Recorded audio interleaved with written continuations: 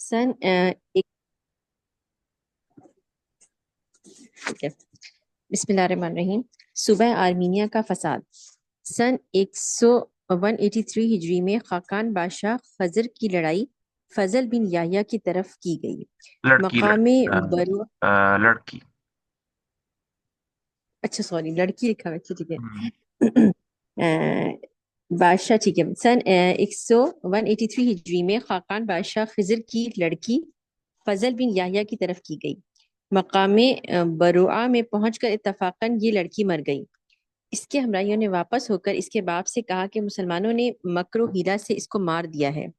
خاقان نے یہ سن کر لشکر عظیم فراہم کیا اور بلاد اسلامیہ پر حملہ آوری کی غرض سے باب الابواب سے خروج کیا۔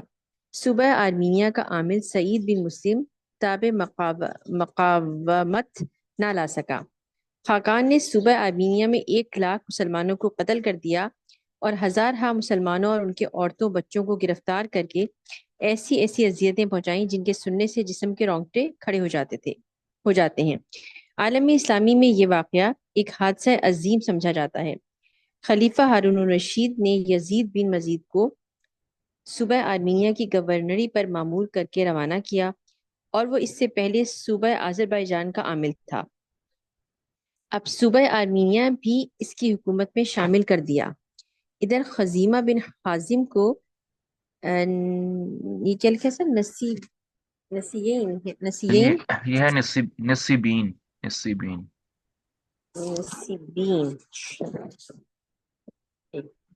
صحیح کرو، صحیح نسیبین میں اہل آرمینیا کو امداد کے لیے متعین کیا۔ یزید اور خزیمہ کی فوجوں کے حدود آرمینیا میں داخل ہوتے ہی اہل خضر آرمینیا کو چھوڑ کر بھاگ گئے اور اسلامی فوج نے دوبارہ اپنا قبضہ و تسلط قائم کیا۔ امام موسیٰ کاظم ابن امام جعفر صادق کو ہارون الرشید نے احتیاطاً بغداد ہی میں قیام رکھنے پر مجبور کیا اور علویوں کے خروج سے خائف ہو کر ان کو بغداد سے نکلنے کی اجازت نہیں دیتا تھا۔ ہاں، یہ اسی جو سال امام موسیٰ کاظم ہیں، یہ حضرت علی رضی اللہ تعالیٰ عنہ کی فیملی سے ہیں۔ امام جعفر صادق کے بیٹے امام موسیٰ کاظم ہیں، اور شیعہ جو ہیں، جو اثنا عشریہ شیعہ ہیں، وہ ان کو اپنا امام بھی مانتے ہیں۔ سنہ اشریہ جو ہیں جی جی اچھا اچھا، یہ تو صرف گمراہ فرقہ ہے نا کافی۔ جی، بالکل ایسی بات ہے۔ اثنا عشریہ کا مطلب ہوتا ہے 12، جو 12 اماموں کے جن کا عقیدہ ہے 12 اماموں کا۔ صحیح تو ان کو ہارون الرشید نے بغداد میں ہی رکھا تھا کہ اگر بغداد کی جگہ کسی اور شہر جائیں گے تو ہو سکتا ہے لوگ ان کے ہاتھ پر بیعت کر لیں، اس وجہ سے وہ ان کو بغداد سے نکلنے کی اجازت نہیں دیتے تھے۔ صحیح ٹھیک ہے، صحیح اچھا ٹھیک ہے۔ 183 ہجری میں امام موسیٰ کاظم فوت ہو کر بغداد میں مدفون ہوئے۔ یہ شیعوں کے 7ویں امام مانے جاتے ہیں اور ان کی اور امام محمد تقی کی قبر ایک گنبد کے نیچے بغداد میں موجود ہے جو کاظمین کے نام سے مشہور ہے۔ ابراہیم بن اغلب اور شہر عباسیہ۔ اوپر ذکر ہو چکا ہے کہ ہارون الرشید نے صوبہ افریقہ کی حکومت میں محمد بن مقاتل بن حکم کو ہرسمہ بن آئین کے مستعفی ہونے کے بعد بھیج دیا تھا۔ یہ محمد بن قاتل ہارون الرشید کا رضائی بھائی تھا۔ اس نے جا کر اہل افریقہ کی بغاوت کو فروغ کیا۔ یہ بغاوت ہرسمہ بن آئین کے افریقہ سے جدا ہوتے ہی نمودار ہو گئی تھی۔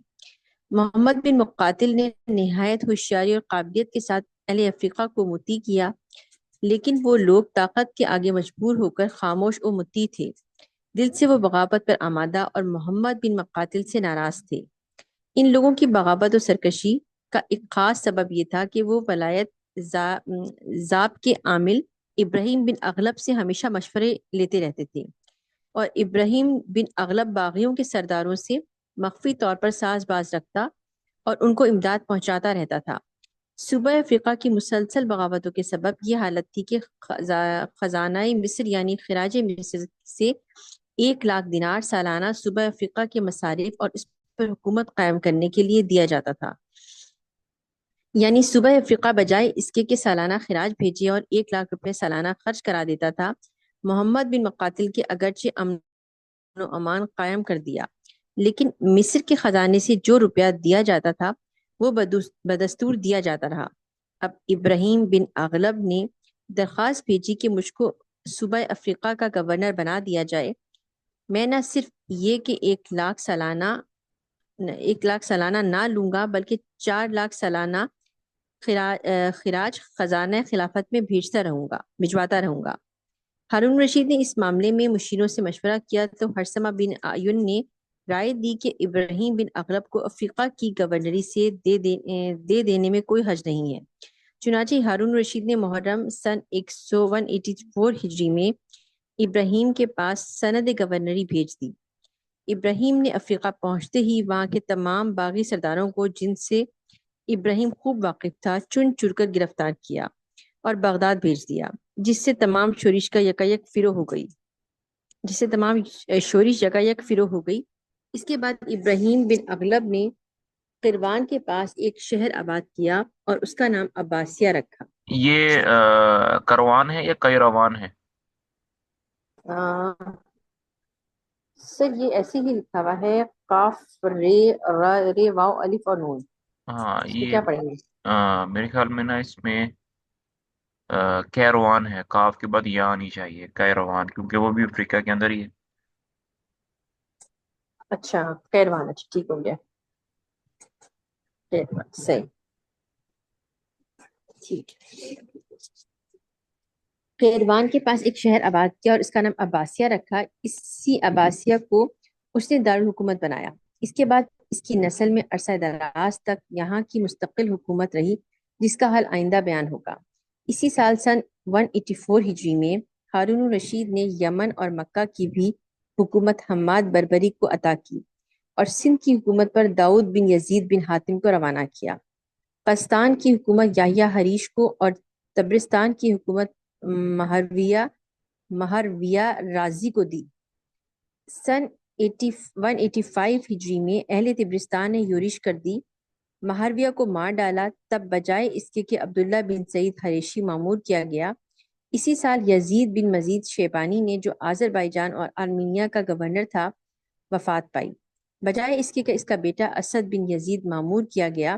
سن 186 ہجری میں، جیسا کہ اوپر ذکر ہو چکا ہے، علی بن عیسیٰ خراسان کی تمام بغاوتوں پر غالب آ کر وہاں امن و سکون قائم کر سکا اور وہب بن عبداللہ نسائی مارا گیا۔ علی بن عیسیٰ کو زیادہ دنوں چین سے بیٹھنا نصیب نہیں ہوا۔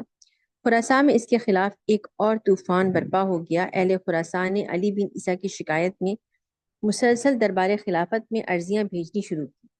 یحییٰ بن خالد بن عیسیٰ کی گورنری خراسان سے خوش نہ ہوا، چنانچہ یحییٰ کے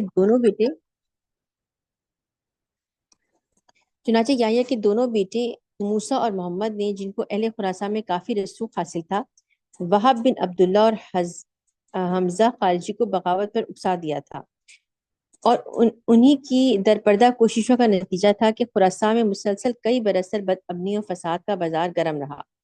اسی عرصے میں خلیفہ ہارون الرشید چنانچہ یحییٰ کے دونوں بیٹے موسیٰ اور محمد نے، جن کو اہل خراسان میں کافی رسوخ حاصل تھا، وہب بن عبداللہ اور حمزہ خارجی کو بغاوت پر اکسا دیا تھا، اور انہی کی درپردہ کوششوں کا نتیجہ تھا کہ خراسان میں مسلسل کئی برس تک بدامنی و فساد کا بازار گرم رہا۔ اسی عرصے میں خلیفہ ہارون الرشید کو یحییٰ اور جعفر کی طرف سے کئی مرتبہ تک بدامنی و فساد کا بازار گرم رہا۔ اسی عرصے میں خلیفہ ہارون الرشید کو یحییٰ اور جعفر کی طرف سے کئی مرتبہ توجہ دلائی گئی کہ علی بن عیسیٰ کو خراسان سے معزول کر دیا جائے، مگر ہارون الرشید نے کوئی التفات نہیں کیا۔ اب جبکہ تیر و شمشیر کے ہنگامے خراسان میں فروغ ہو گئے تو کاغذ کے گھوڑے دوڑنے شروع ہوئے، یعنی برمکیوں کی تحریک کا نتیجہ تھا کہ خراسانیوں نے علی بن عیسیٰ کی شکایتوں میں عرضی پر عرضی بھیجنا شروع کر دی۔ جب ان شکایتی عرضیوں کا شمار حد سے تجاوز ہونے لگا اور یہ شکایتیں بھی آنے لگیں کہ علی بن عیسیٰ نہ صرف ظلم و تشدد میں حد سے گزر گیا ہے، بلکہ وہ تخت و خلافت کے الٹ دینے کی تدابیر میں بھی مصروف رہا ہے، تو ہارون نے مجبوراً خود بغداد سے کوچ کیا اور مقام رئی میں پہنچ کر قیام کیا۔ علی بن عیسیٰ خلیفہ کے آنے کا حال سن کر مع تحفہ و ہدایہ مرو سے چل کر رئی میں آیا اور خلیفہ ہارون الرشید کی خدمت میں حاضر ہو کر اپنی فرما برداری اور اخلاص کا ثبوت پیش کیا۔ ہارون نے خوش ہو کر اس کو خراسان کی گورنری پر معمور رکھا اور رئی، تبرستان، نہاون، تومس اور ہمدان کی ولایتوں کو بھی اس حکومت میں شامل کر دیا۔ مؤتمن کی ولی عہدی۔ مؤتمن، اچھا یہ نام ہی ہے سر کسی کا؟ ٹھیک ہے۔ ہاں جی، یہ پہلے ہارون رشید کے 3 بیٹے تھے نا، ایک امین ہے اور ایک مامون ہے اور ایک معتمن ہے۔ اچھا ٹھیک ہو گیا۔ ہاں، تو امین کا نام محمد تھا اور مامون کا نام جعفر تھا اور اس کا نام قاسم ہے۔ یہ ان کے صحیح سب ان کے لقب ہیں، ان کے ٹائٹلز ہیں۔ صحیح ٹھیک ہے۔ مؤتمن کی ولی عہدی۔ اسی سال یعنی سن 186 ہجری میں خلیفہ ہارون رشید نے اپنے تیسرے بیٹے قاسم کو بھی ولی عہد بنایا، یعنی لوگوں سے اس بات کی بیعت لی کہ مامون کے بعد قاسم تخت خلافت کا مالک ہوگا۔ اسی موقع پر قاسم کو مؤتمن کا خطاب دیا گیا، لیکن مؤتمن کو ولی عہدی سوم بناتے ہوئے بیعت میں یہ شرط رکھی گئی کہ اگر مؤتمن لائق ہو تو مامون کا جانشین بنے گا، ورنہ مامون کو یہ اختیار حاصل ہوگا کہ وہ اس کو معزول کر کے کسی دوسرے کو اپنا ولی عہد بنائے۔ ولی عہد اول یعنی امین کو عراق، شام اور عرب کے ملکوں کی حکومت سپرد کی، مامون کو ممالک شرقیہ دیے تھے، مؤتمن کو جزیرہ سغور اور عواصم کے صوبوں کی حکومت عطا کی۔ پھر امین سے ایک عہد نامہ لکھوایا جس کا مضمون یہ تھا کہ میں مامون کے ساتھ ایفا عہد کروں گا۔ اسی طرح مامون سے ایک عہد نامہ لکھوایا جس کا مضمون یہ تھا کہ میں مامون کے ساتھ ایفا عہد کروں گا۔ اسی طرح مامون سے ایک عہد نامہ لکھوایا جس کا مضمون یہ تھا کہ میں امین کے ساتھ ایفا عہد کروں گا۔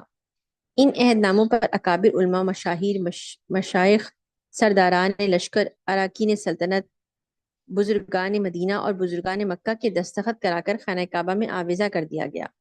جو ملک جس بیٹے کو دیا تھا اسی پر اس کو قناعت کرنے اور کسی دوسرے بھائی کا ملک نہ لینے کا بھی اقرار لیا گیا تھا۔